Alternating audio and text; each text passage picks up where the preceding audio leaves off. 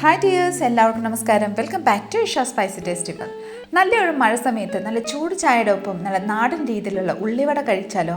അപ്പം നമ്മുടെ ഇന്നത്തെ കിച്ചണിൽ നമ്മൾ തയ്യാറാക്കുന്നത് നല്ല നാടൻ രീതിയിലുള്ള ഉള്ളിവടയാണ്. നല്ല ക്രിസ്പി ആയിട്ട് തന്നെ തയ്യാറാക്കാം.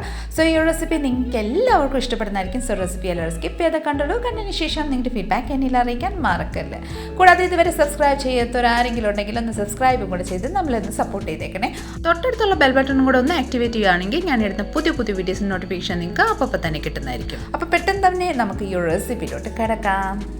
അതിനായിട്ട് ഞാനിവിടെ ഒരു 6 സവോള, നല്ല മീഡിയം സൈസിലുള്ള സവോളയാണ്. നന്നായിട്ട് ഒന്ന് കഴുകി തൊണ്ടെല്ലാം കളഞ്ഞ് നന്നായിട്ട് വാഷ് ചെയ്തിട്ട് ഞാനിവിടെ റെഡിയാക്കി വെച്ചിട്ടുണ്ട്. ഇനി നമുക്ക് ഇത് നന്നായിട്ടൊന്ന് സ്ലൈസ് ചെയ്തെടുക്കാം. തീരെ തിന്നായിട്ട് തന്നെ നമുക്ക് കനം കുറച്ച് നമുക്ക് ഒന്ന് അരിഞ്ഞെടുക്കാം കേട്ടോ.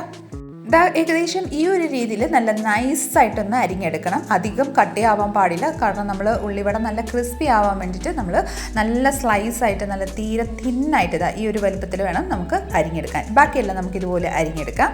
സവോള ഇതുപോലെ നൈസായിട്ടൊന്ന് ഞുറുക്കിയതിന് ശേഷം നമുക്കിതിലോട്ട് ബാക്കിയുള്ള ഇൻഗ്രീഡിയൻസ് ആഡ് ചെയ്യാം. ഞാനിവിടെ ഒരു പച്ചമുളക്, എരിവ് ആയതുകൊണ്ട് ഒരു പച്ചമുളക് തീരെ നൈസായിട്ട് ചോപ്പ് ചെയ്ത് അതും കൂടെ ആഡ് ചെയ്ത് കൊടുക്കാം. കുറച്ച്, അതായത് ഒരു മീഡിയം സൈസ് ഇഞ്ചിയും നീര നൈസായിട്ട് ചോപ്പ് ചെയ്ത് അതും കൂടെ ആഡ് ചെയ്ത് കൊടുക്കാം. ഇനി കുറച്ച് കറിവേപ്പിലയും കൂടെ നമുക്ക് ആഡ് ചെയ്ത് കൊടുക്കാം കേട്ടോ. ഇതിലോട്ട് ഈ വക എല്ലാം ആഡ് ചെയ്തതിന് ശേഷം നമുക്കിതിലോട്ട് 1 ടീസ്പൂണ് പെരിഞ്ജീരകം നന്നായിട്ടൊന്ന് ക്രഷ് ചെയ്തതിന് ശേഷമാണ് എടുത്തിരിക്കുന്നത്. അതും കൂടെ നമുക്ക് ഇതിലോട്ടൊന്ന് ആഡ് ചെയ്ത് കൊടുക്കാം. ഇനി നമുക്ക് ഈ വക എല്ലാം നന്നായിട്ടൊന്ന് കൈകൊണ്ട് ഞെരടി നന്നായിട്ടൊന്ന് മിക്സ് ചെയ്ത് കൊടുക്കാം. ഇനി നമുക്ക് ഇതിലോട്ട് ആവശ്യമനുസരിച്ച് ഉപ്പും കൂടെ ആഡ് ചെയ്ത് കൊടുക്കാം. ഉപ്പ് ആഡ് ചെയ്തതിന് ശേഷം നന്നായിട്ടൊന്ന് മിക്സ് ചെയ്ത് കൊടുത്തോളൂ കേട്ടോ. നന്നായിട്ടൊന്ന് മിക്സ് ചെയ്തതിന് ശേഷം ഒരു 10 മിനിറ്റ് നമുക്ക് റെസ്റ്റിന് വെച്ച് കൊടുക്കാം. ഒരു 10 മിനിറ്റ് റെസ്റ്റിന് ശേഷം നമുക്ക് ലിഡ് ഓപ്പൺ ചെയ്യാം. ഇനി നമുക്ക് ഇതിലോട്ട് ബാക്കിയുള്ള ഇൻഗ്രീഡിയൻസ് ആഡ് ചെയ്യാം.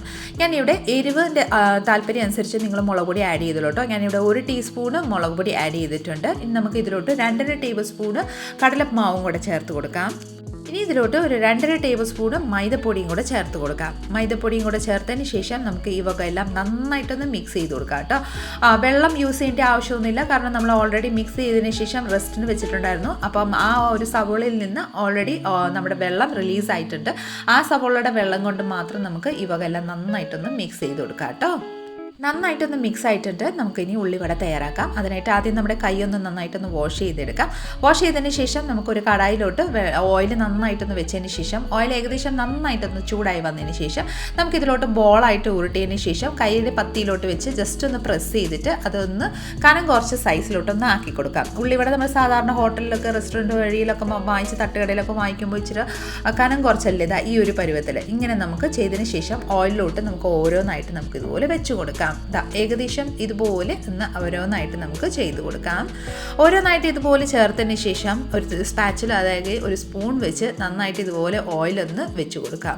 ഒന്ന് സ്പ്രെഡ് ചെയ്ത് കൊടുത്തതിന് ശേഷം നമുക്ക് തിരിച്ചും മറിച്ചും നന്നായിട്ടൊരു ഗോൾഡൻ ഷെയ്ഡ് ആവുന്നിടം വരെ നന്നായിട്ടൊന്ന് മുരിച്ചെടുക്കാം കേട്ടോ.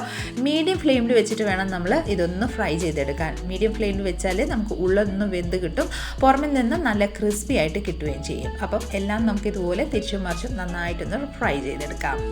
അപ്പോൾ ഇത് നന്നായിട്ടൊന്ന് ഫ്രൈ ആയി വന്നിട്ടുണ്ട്. നല്ല ഗോൾഡൻ ഷെയ്ഡിൽ ക്രിസ്പി ആയിട്ട് നമുക്കൊരു പ്ലേറ്റിലോട്ട് ഒന്ന് ട്രാൻസ്ഫർ ചെയ്ത് കൊടുക്കാം. ഇനി നമുക്ക് ബാക്കിയുള്ള ഉള്ളിവടയും കൂടെ നമുക്ക് ഇതേ സെയിം രീതിയിൽ തന്നെ ഒന്ന് ഫ്രൈ ചെയ്ത് കൊടുക്കാം.